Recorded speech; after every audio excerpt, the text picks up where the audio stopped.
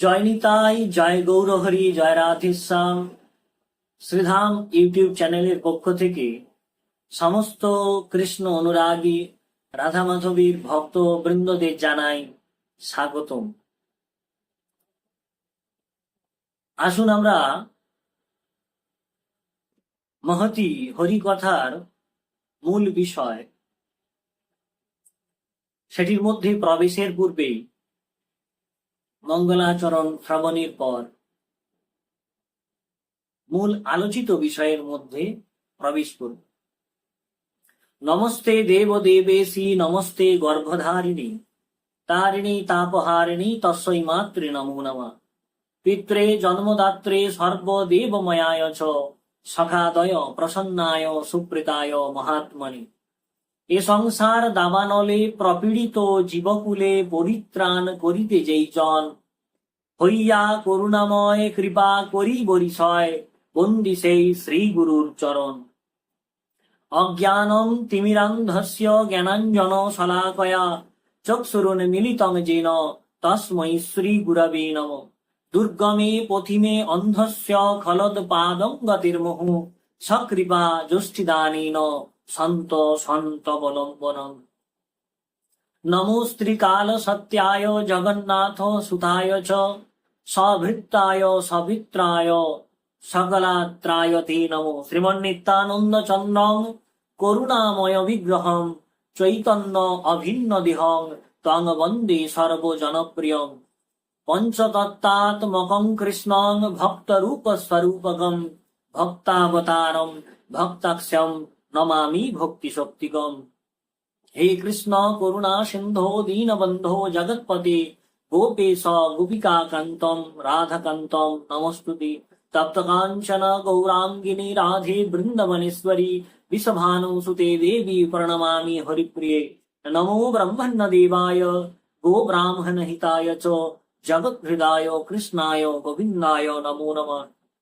বাঞ্ছা কল্পতরুভ্যশ্চ কৃপা সিন্ধুভ্য এব চ, পতিতানাং পাবনেভ্যো বৈষ্ণবেভ্যো নমো নমঃ। ব্যাসং বশিষ্ঠনপ্তারং শক্তে পৌত্রমকল্মষং, পরাশরাত্মজং বন্দে সুখতাতো তপোনিধিম। নমো গুরবে গৌরচন্দ্রায় রাধিকা বৈ তদালয়ে, কৃষ্ণায় কৃষ্ণভক্তায় তদ্ভক্তায় নমস্তুতে। হরে কৃষ্ণ কৃষ্ণ কৃষ্ণ হরে হরে, হরে রাম রাম রাম হরে হরে। জয় নিতাই, জয় গৌরহরি, জয় রাধেশ্যাম। সমস্ত সাধু গুরু ব্রাহ্মণ বৈষ্ণব রাধা মাধবীর ভক্ত সহৃদয় ব্যক্তিবর্গ সবার রাঙা রাতুল চরণে শতকোটি দণ্ডবত জানিয়ে মহতি হরিকথা কৃষ্ণ কথা ভাগবতী কথার মধ্যে প্রবেশ করছি। ভক্তগণ, আপনারা বারবার একটি কথা, একটি শ্লোক শ্রবণ করেছেন। আপনাদের হয়তো শ্লোকটি মুখস্থ, তাই আপনাদের কাছে আবার সেই শ্লোকটির পুনরাবৃত্তি করার চেষ্টা করছি মাত্র। অদ্য মহতি হরিকথা কৃষ্ণ কথা ভাগবতী কথার মূল বিষয় হল ভগবান কোথায় থাকেন। আমরা জানি ভগবান সর্বত্র বিরাজিত, ঈশ্বর সর্বত্র বিরাজিত আছেন। তিনি জড়ের মধ্যে আছেন, তিনি চেতনার মধ্যে আছেন, তিনি জলে আছে, স্থলে আছেন, আকাশে আছেন, সর্বত্র তিনি বিরাজিত আছেন। যা কিছু এই সৃষ্টিতে রয়েছে সমস্তই কিন্তু সেই ভগবানের থেকে উৎপন্ন হয়েছে। তাই এই প্রসঙ্গে ভগবান বলছেন, মমই বাংশ জীবলোকে জীবভূত সনাতন। সমস্ত সনাতন জীব আমার অংশ, আমার থেকে উৎপন্ন হয়েছে এবং তিনিও সর্বত্র বিরাজিত আছেন। সেই নন্দনন্দন ব্রজেন্দ্র নন্দন রাধা মাধব গোলক বিহারী শ্রী ভগবান তিনি সর্বত্র বিরাজিত আছেন, তাই তিনার একটি নাম হলো বাসুদেব। সর্বভূতে বাসয়তি ইতি বাসুদেব, অর্থাৎ যিনি সর্বভূতে বিরাজিত আছেন। ভূত শব্দের অর্থ হলো কোনো অশরীরী আত্মা নয়, সমস্ত জীবের মধ্যে তিনি বিরাজিত আছেন। সেই গোলক বিহারী আমাদের গোবিন্দ ভক্তবৎসল ভগবান, তাই তিনাকে বাসুদেব বলা হয়। তাই তিনি একটি মন্ত্র আছে, দেখবেন, বসুদেব সুতং দেব কংস চানুরমর্দনম। সেই বসুদেবের পুত্র বাসুদেব তিনি সর্বত্র বিরাজিত আছেন। যার মধ্যে প্রাণ নেই তার মধ্যেও তিনি বিরাজিত আছেন, যার মধ্যে প্রাণ জীবনী শক্তি আছে তার মধ্যেও তিনি বিরাজিত আছেন। তিনি হৃদয় মন্দিরে, মনের মধ্যে, শরীরের মধ্যে বিরাজিত আছেন। আত্মা জীবাত্মা বন্ধু রূপে তিনি জীবাত্মার সঙ্গেই এক জায়গাতে বাস করেন। এটা হলো সর্বদর্শীদের ভাব। সমদর্শী যারা হন তারা সমস্ত জীবের মধ্যে গোবিন্দকে দর্শন করে। কিন্তু আমরা সবাই কিন্তু সমদর্শী নন, আমরা সবাই সমদর্শী হতে পারিনি। তাদের জন্য গোবিন্দ কোথায় বিরাজিত থাকেন? তিনি মন্দিরের মধ্যেও আছেন,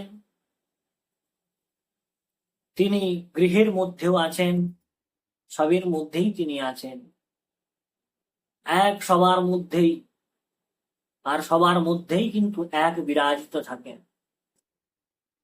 তবুও বিশেষ করে কিছু কিছু জায়গায় তিনি উপস্থিত থাকেন।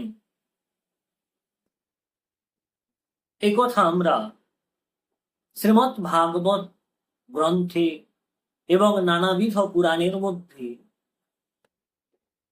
দর্শন করে থাকি। বলছেন প্রথম ভগবান কোথায় থাকেন, এই প্রসঙ্গটি ব্যাসদেব তার শিষ্যদের বলছিলেন। যেখানে যেখানে হরি কথা হয়, কৃষ্ণ কথা হয়, সেখানে কিন্তু ভগবান স্বপার্শ্বদে উপস্থিত থাকেন। অর্থাৎ যেখানে মহতি শ্রীমদ্ ভাগবত কথামৃত গ্রন্থ বা প্রভুর লীলা গান হচ্ছে, সেখানে তিনি উপস্থিত থাকেন। আর কোথায় থাকেন না, তিনি বলছেন তুলসী কাননং যত্র যত্র পদ্মবনানি চ পুরাণং পঠনং যত্র তত্র সন্নিহিতো হরি তত্রৈব গঙ্গা যমুনা চ সিন্ধু গোদাবরী তত্র সরস্বতী চ সর্বাণি তীর্থানি বসন্তি তত্র যত্র অচ্যুত তার কথা প্রসঙ্গম। অর্থাৎ ভগবান কোথায় কোথায় থাকেন?